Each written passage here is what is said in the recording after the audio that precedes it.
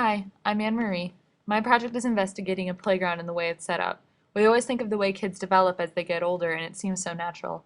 I'm going to argue that the way children grow in terms of activities they do and the way that they act is actually influenced by the way their playgrounds are designed. So the way that this is set up is that there's an elementary school on one side of the grounds and a junior high on the other side, and it's broken up into four sections. The first section is the initial playground, which is for youngsters only. There's a second section, which is a bit less structured but still has centered activities, a third section, which is for older sporty kids, and then there's the fourth section, which is an open field, and it's basically just for the older teens who are beginning to start high school. So the first section is located directly in front of the elementary school, and it sends a clear message to kids as they enter. It says that they want to be here, and it's creating as early as preschool the idea that school is a non-threatening place. Stay in school, kids. You're going to have to make sacrifices and leave your family every day, but it's going to be worth your while in the end. The junior high puts its playgrounds on the side of the building, which is sending a completely different message to kids. It's saying that they're still allowed to play, but school is at the forefront now, and as they're getting more homework, they're going to be needing to do that. So it's still there, it's still available and encouraged, but school is the first thing that they should be thinking about. The schools are clearly visible from one side to another, and there's a lot of interaction between the children of all ages. And administrators could have chosen to block off this view, but instead they chose the model where everyone could see each other. And they did this so that they could promote the idea of this is the next stage in your life to the younger kids, and it's communicating a social order. And the next stage for each group is designated by the administrators. They want the children to really see what they will be doing when they are in the same grades, and that way, by having the grounds facing each other, they can promote that interaction and let them know that it's important to remain in their own section until they're encouraged to move on to the next. And part of designing that social order is designating a place for teachers and parents supervising the children. The only benches on the playground are leading from the elementary school up to the first section, and it's letting the kids know that they're there for their protection and for their help, but it's also telling them that they won't be moving on past that point, and children are going to be more on their own. Section 1 kids are constantly encouraged to climb and run and jump, and they're also constantly getting an education in the idea that older kids don't do that. They look down a hill, and from that point, they're able to see the older, more mature kids in the games that they're playing, and they have no jungle gyms or monkey bars or any sort of equipment like that. Kids know that after leaving their creative end playground, they'll be expected to use their own input for entertainment, and that climbing is something left behind after Section 1. But they're still encouraged to do this now, and as they're looking down on these other kids with their games, they're beginning to idolize them, and they really want to get into Section 2. It's something of a graduation for them. To be moving on to Section 2 is to be counted as a big kid, and this section still has swings, which is an acquired Section 1 skill, but rather than slides and bridges, it contains foursquare and hopscotch. Competition is encouraged at this stage, and the games are more collaborative, and you need to organize and make teams and work together, which is something that is going to serve them on later in life.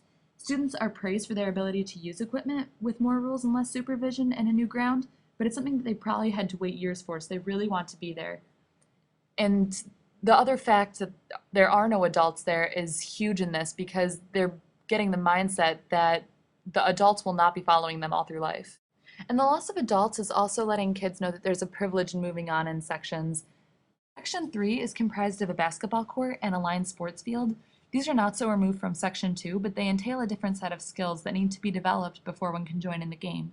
Children between Sections 2 and 3 are most likely about the same age, but they're at different developmental stages. 2 and 3 are really the only two sections at the same level, but they involve different skills. And a lot of that is a glory that's set up in sports media and the social standards surrounding that. So even if kids haven't picked up on it, they're about to, because Section 3 is even more independent and removed from authority, and even though they're sports fields, they're not for spectator use. Which brings us to Section 4, which is the next step after 3. And it's really only used by those oldest kids, probably 12 to 13, who feel that they have outgrown their recess games. Section 4 is really just an open field. There is no equipment out there to utilize, so the ones that come here need to provide their own entertainment. So what kind of entertainment can you get in an open field? Well, there's the obvious things, talking and mingling with friends. You can set up your own unofficial sports games, but you would need to bring your own balls in which to use it. I found out there's some Nerf tossing equipment, suggesting that students will bring their own equipment, but they try to avoid anything that the school might provide. And since the schools do provide some things for them, it says a lot about their characters. By the time they reach Section 4, students have become very independent, and they've realized that the further away they are, the less adult supervision they're getting, and the more student maturity they're supposed to be having. And the more maturity means less available activities. And it's leading them into high school, which is so highly privileged that it's removed from their current schools and they can't even see it. And that's one of the playground messages at work. They won't get recess in high school, and most likely they'll have to make do with Section 4 skills alone. And after high school, they'll probably be college, where free time is even more rare and clearly removed from adult activities.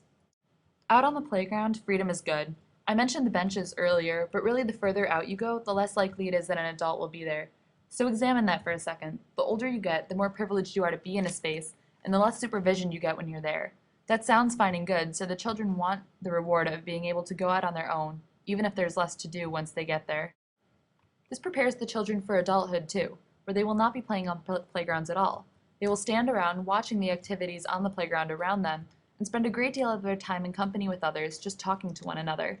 The best way to teach kids is by example, so this generation is growing up watching adults do this. They're learning how to do it themselves.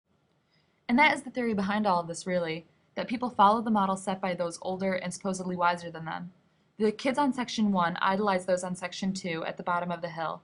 Section 2 want the skills of Section 3, and 3 want the maturity of 4.